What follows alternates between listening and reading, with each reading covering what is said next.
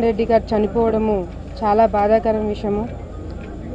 మామూలు సాధారణమైన రైతు కుటుంబంలో పుట్టి ఈరోజు ఒక మంచి రచయితగా, కవిగా, ఒక మంచి వ్యక్తిగా పేరు తీసుకురావడము మామూలు విషయం కాదు. మరి ఆయన కాలేజ్ టైంలో ఉన్నప్పుడే మంచి మంచి కవితలు రాసేవారు. ఎప్పుడైతే ఫిలిం ఇండస్ట్రీకి వచ్చి మరి ఎన్టీ రామారావు గారికి చాలా క్లోజు, చాలా పాటలు కూడా ఆయన రాశారు. మరి ముఖ్యంగా ఎన్టీ రామారావు గారికి ఆయన వ్యక్తిగతంగా కూడా చాలా క్లోజ్ ఉండడంతో మరి తెలుగుదేశం పార్టీ తరపు నుంచి ఆయన రాజ్యసభ ఎంపీగా కూడా ఉండడం జరిగింది.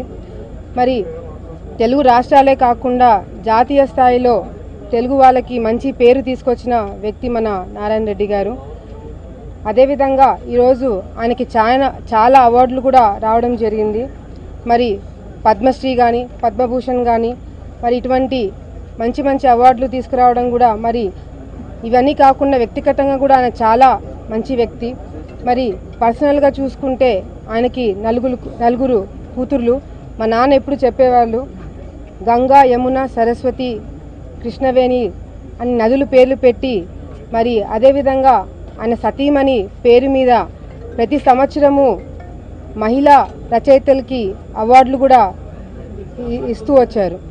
మరి ఇటువంటి వ్యక్తి ఈరోజు చనిపోవడము తెలుగు రాష్ట్రాల్లో 2 రాష్ట్రాల్లో ప్రజలందరూ కూడా చాలా బాధపడుతున్నారు. మరి అదేవిధంగా ఆయన చనిపోయినా కూడా ఆయన చేసిన పని కానీ, వ్యక్తిగతంగా ఆయన చాలా మంచి వ్యక్తి, చాలామందికి సహాయం కూడా చేశారు. ఆయన మంచి పనులన్నీ కూడా ప్రజలందరూ కూడా ఎప్పటికీ కూడా గుర్తుపెట్టుకుంటారని తెలియజేసుకుంటూ, అటు తెలుగుదేశం పార్టీ తరపు నుంచి, నా తరపు నుంచి మరి వాళ్ళ కుటుంబంకి సానుభూతి తెలియజేసుకుంటూ, ఆయన ఎక్కడ ఉన్నా ఆయన ఆత్మకి శాంతి కలగాలని కోరుకుంటున్నాము.